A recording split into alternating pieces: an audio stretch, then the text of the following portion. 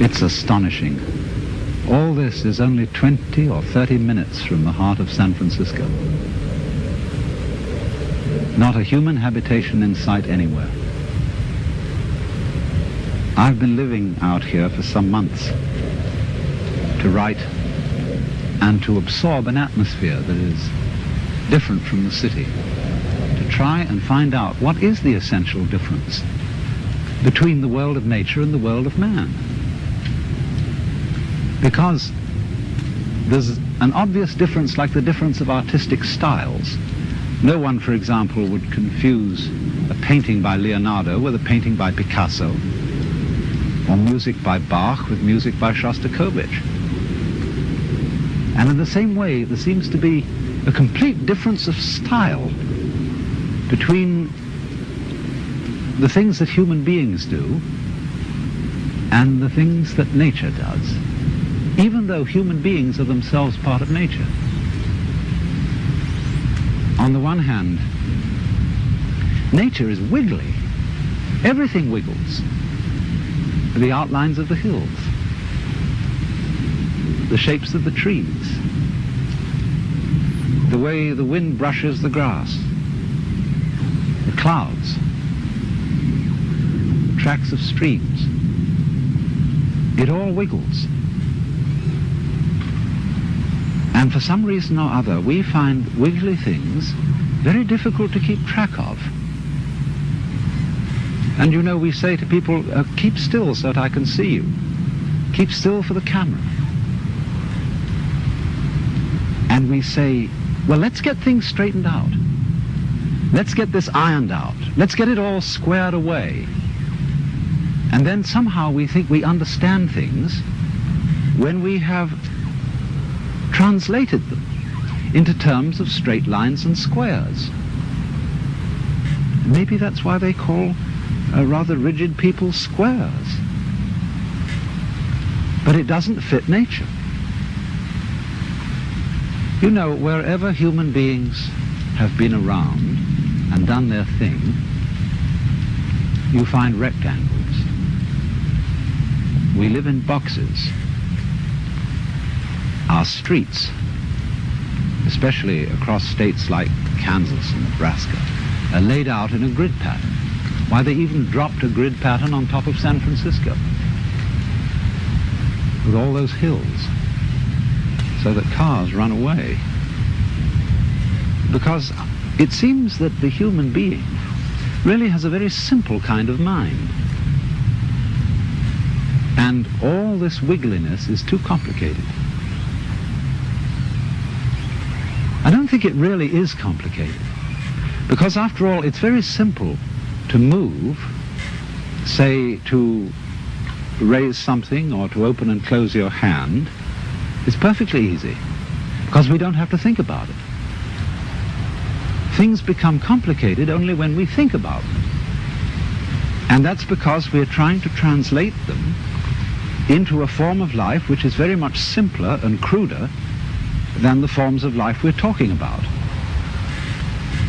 A triangle is very much simpler and cruder than a mountain, even though you may represent a mountain with a triangle. Human beings are just as wiggly as nature, and our brains are an incredible mess of wiggles. And that's the part of ourselves that we understand least of all. I'm afraid the problem is partly due to Mr. Euclid, who invented geometry, because he didn't really measure the earth. He measured and gave us ideas about the very simple forms in his own mind. And perhaps we should come to the conclusion that he really had a rather weak intellect. Because sometimes when I'm in the middle of all this, I feel as if I were in the middle of an amazing brain. In other words, the brain is a network of interconnected neurons.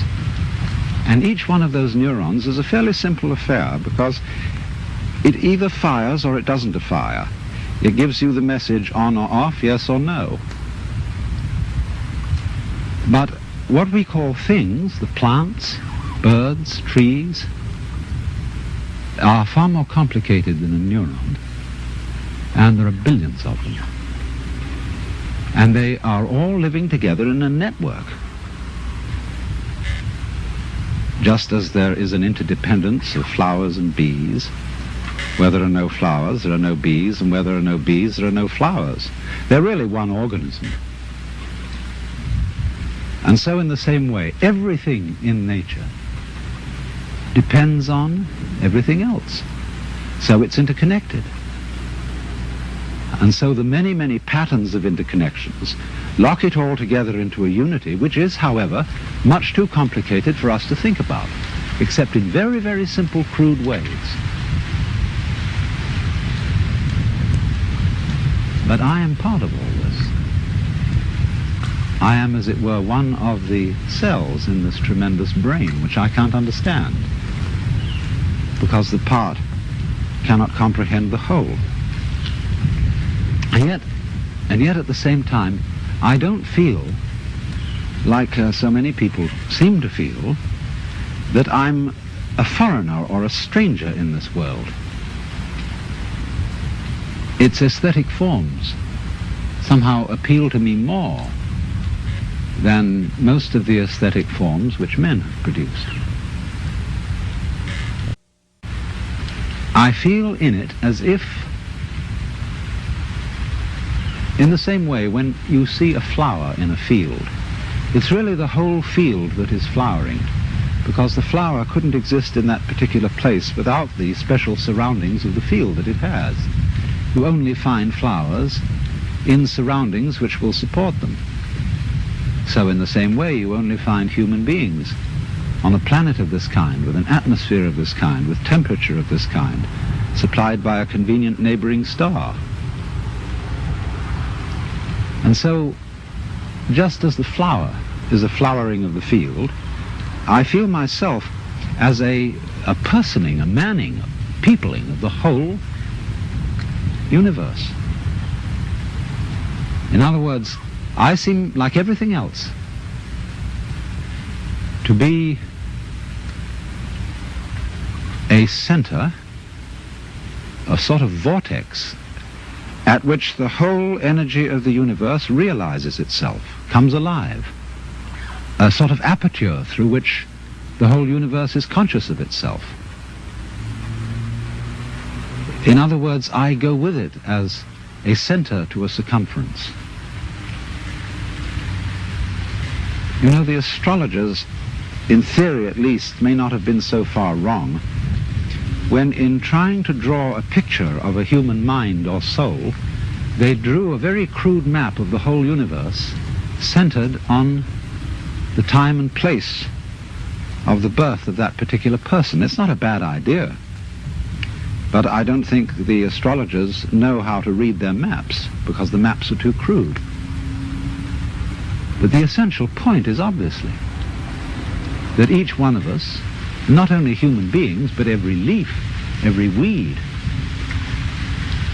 exists in the way it does only because everything else around it does. In other words, there's a relationship between the center and the circumference, which is rather like the relationship between the poles of a magnet. Without the center, no circumference. Without the circumference, no center. And although we say of poles that they're the poles apart, that is to say, extremely different,